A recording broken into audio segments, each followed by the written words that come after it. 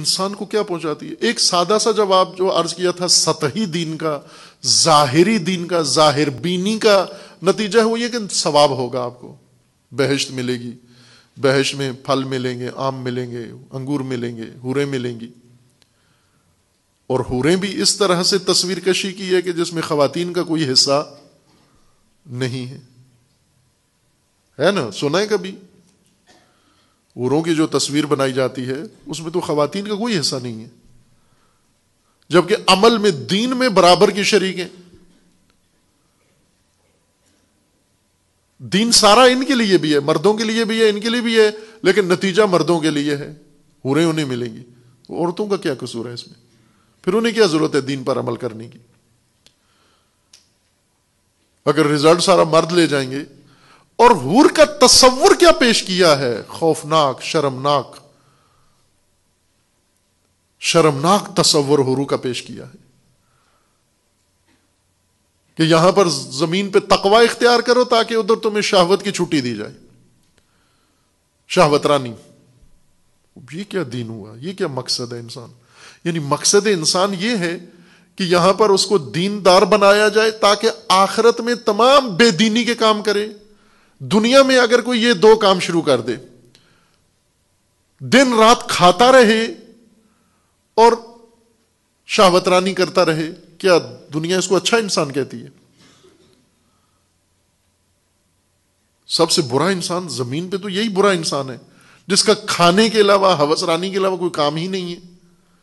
اگر یہ دنیا میں برا ہے تو یہ بہشت میں کیسے اچھا ہو گیا؟ یہ وہاں جا کر اس کو توشہ یہ دیا جا رہا ہے کہ تم جتنا کھا سکتے ہو کھاؤ، جتنی ہوس رانی کر سکتے ہو کرو. اشارہ کیا تھا کل، راز بتا دیا تھا کہ یہ قرآن کے متشابہات ہیں.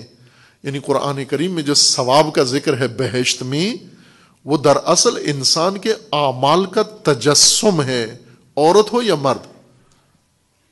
من عمل منکم صالحا من ذکر او انثی، تم میں سے جو بھی عمل صالح کرے وہ عورت ہو یا مرد ہو، یکساں نتیجہ دونوں کے لیے، چونکہ دونوں کے اعمال مجسم ہوں گے، دونوں کے اعمال نتیجہ بن کر آئیں گے. وہ حوریں آپ کے عمل کا تجسم ہے، وہ آپ کے اعمال ہیں جو آپ کے ساتھ ہیں، آپ کے ہم نشین ہیں، آپ کے انیس ہیں. وہ عورتوں کے لیے بھی ہیں، وہ مردوں کے لیے بھی ہیں. اور اعمال جب مجسم ہو، مثلا آپ نے کوئی کام کیا ہے، وہ کام کر کے جب اس کام کا نتیجہ آپ کے سامنے آتا ہے کتنی خوشی ہوتی ہے آپ کو. آخرت میں اس سے بھی زیادہ خوشی ہوگی آپ کو، چونکہ جو کچھ آپ نے کیا ہے وہ مجسم ہو کے آپ ہی کے ساتھ ہوگا وہاں. اس لیے لذت محسوس ہوگی آپ کو ان ساری نعمتوں سے. لیکن وہ زبان ہمیں نہیں آتی، ان حقائق کا ہمیں ادراک نہیں ہے، لہذا ہماری زبان میں پیش کیا گیا کہ یہ فاقعہ ہیں، یہ حوریں ہیں، یہ فلاں ہیں. یہ ہماری بولی میں تشبیہات کے ساتھ پیش کیا گیا. نماز میں مقصد فقط ثواب نہیں ہے، پھل اور حوریں نہیں ہیں. نماز کا مقصد اس زندگی میں تمہارے لیے ہے، چونکہ بعد میں جو کچھ تمہیں ملنا ہے آخرت میں، وہ یہی زندگی میں جو تم نے حاصل کیا ہے وہی مجسم ہوگا. اضافی کوئی چیز نہیں ملے گی وہاں سے، باہر سے لا کر، دکان سے لا کر، مارکیٹ سے لا کر کچھ نہیں دیا جائے گا تمہیں. جو کچھ تمہارے اندر ہے وہی باہر روشن کر دیا جائے گا، جو کچھ تمہارے اندر ہے. چونکہ جو کچھ باہر سے انسان کو ملے وہ انسان کا حق نہیں ہے، وہ انسان کے لیے کوئی اہمیت نہیں رکھتی. وہ چیز جو باہر سے انسان کو ملے، جو اندر سے، انسان کے اندر سے باہر آئے، وہ دولت ہے انسان کے لیے. آپ مختلف علاقوں سے ہیں، اپنے اپنے علاقے کی بعض چیزیں آپ جب دوسروں کو منتقل کرتے ہیں تو کس طرح سے تشبیہ دیتے ہیں یہ سامنے کہ ہمارے علاقے میں ایک چیز ہوتی ہے اس کی طرح ہے، اس فلاں شے کی طرح ہے. آپ ایک پھل ہے، معلوم نہیں کھایا ہے یا نہیں، لاہور میں کبھی کبھار آتا ہے، چکو. پاکستانی نہیں ہے، غیر پاکستانی ہے، لیکن اب پاکستان میں کاشت ہوتا ہے. یہ جاوا کنٹری سے آیا ہے چیکو. خوب چیکو ایک طالب علم بتا رہے تھے کہ یہ پاکستان سے انہوں نے چیکو خریدا اور لے کے ایران جا رہے تھے. بارڈر پہ انہوں نے چیک کر لیا, ایران میں نہیں ہوتا چیکو. انہوں نے چیک کیا تو وہ نرم شکل میں, تو انہوں نے کہا کہ یہ تم ابلے ہوئے آلو کیوں لے کر آئے ہو ادھر؟ اول آلو کیوں لائے ہو اپنے ملک سے, دوسرا ابلے ہوا آلو, چونکہ وہ نرم تھا وہ. اس نے انہیں بہت سمجھایا کہ یہ آلو نہیں ہے اور ابلا ہوا بھی نہیں ہے, بلکہ یہ ایک پھل ہے, میٹھا کھانے کا ہے, اور تم چکھ لو ادھر. اس نے کہا نہیں, مجھے آلو ابلے ہوئے پسند نہیں ہے, کھایا بھی نہیں اس نے. آپ میں سے جنہوں نے کھایا ہے انہیں تو پتا ہے کہ یہ کیا چیز ہے, لیکن جنہوں نے نہیں کھایا, اگر انہیں ہم سمجھانا چاہیں گے چیکو کیا ہوتا ہے, کیسے سمجھائیں گے؟ آلو کی طرح ہوتا ہے. اسی کو کہتے ہیں متشابہ, شبیہ کے ساتھ, تشبیہ کے ساتھ بات سمجھانا. چونکہ کچھ چیزیں ہماری دیکھی بھالی ہیں. آلو دیکھا بھالا ہے, چیکو ان دیکھا ہے, چونکہ اس سرزمین کا نہیں ہے. اب اگر اس سرزمین کے لوگوں کو اس سرزمین کی بات سمجھائیں تو اس سرزمین کی ایک شے مثال بنا کر, شبیہ بنا کر اس کے ساتھ اس کو پیش کیا جاتا ہے کہ اس کی طرح ہے. آپ توجہ فرمائیں, بہشت آخرت وہ سرزمین ہے, دنیا یہ سرزمین ہے. ہم اس دنیا کے رہنے والے ہیں جہاں آلو ہوتا ہے.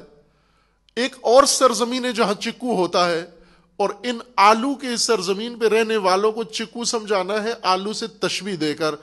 انہوں نے سمجھا آلو ہی ہے, آلو ہی ملے گا بہشت میں. شبیہ ہے, تشبیہ دی گئی ہے. کیوں؟ اس لیے کہ آپ کی مانوس چیز کے ساتھ اس کو بتایا گیا تاکہ سمجھ میں آئے آپ کو. اور جب متشابہات, شباہتیں, شبیہیں جب پیش کی جائیں تو نہ سمجھ لیں کہ وہی. مثلا ابھی ڈرامہ پیش کیا جاتا ہے, ایک شبیہ بنائی جاتی ہے ڈرامے کے اندر. مختلف ڈرامے ہیں, مذہبی ڈرامہ ہو, آپ نے دیکھی ہیں مذہبی فلمیں, ان کے اندر ایک شبیہ بنائی گئی. مثلا جو مذہبی ڈرامہ تھا مریم مقدس, ایک فلم بنی تھی جس کے اندر ایک خاتون نے, ایک بچی نے مریم مقدس کا کردار ادا کیا. تو کیا عیسائی سارے اس بچی کو مریم مان لیں؟ ابھی انہیں پتہ ہے کہ یہ شباہت ہے, یہ تشبیہ ہے, یہ متشابہ ہے. اس فلم میں ہمیں ایک کریکٹر پاکیزہ نورانی دکھایا گیا ہے ہمارے زمانے کے موجودہ ایک شخصیت کے ذریعے. اس نے ایکٹ کیا ہے, وہ اس کے روپ میں وہ دکھایا جا رہا ہے. یہ کام ہے جو ہم بھی روزمرہ کر رہے ہیں, اور اسی کے ذریعے سمجھتے ہیں ہم بہت ساری باتیں. کئی چیزیں ہیں جو چائنا کے اندر ہیں, پاکستان میں نہیں ہیں, آپ کو لوگ سمجھا دیتے ہیں آ کر تشبیہات کے ذریعے. تعلیم کے دوران استاد بچوں کو بہت ساری مثالیں دے کر تشبیہات کے ذریعے سے بہت ساری باتیں تعلیم دے دیتا ہے. قرآن کے اندر بھی اللہ تعالیٰ نے یہی اسلوب استعمال کیا ہے کہ تشبیہ دے کر, مثالیں دے کر بہت ساری حقیقتیں جو ہم نہیں جانتے وہ ہمیں بتا دی ہیں. اور قرآن کا یہ بھی فرمانا ہے کہ جب انہیں بہشت میں وہ سب کچھ ملے گا, نظر آئے گا, تو کیا کہیں گے؟ اوتو بہی متشابہا. یہ تو شبیہ, یہ تو دیکھی والی چیز لگتی ہے, اس کے مشابہ تو ہم نے پہلے دیا گیا ہے ہمیں. اس کے مشابہ یعنی وہ مشابہات ہیں, تشبیہات ہیں. حقائق کچھ اور ہیں, حقائق اخروی ہیں. بہشت اخروی ہے, دنیاوی نہیں ہے.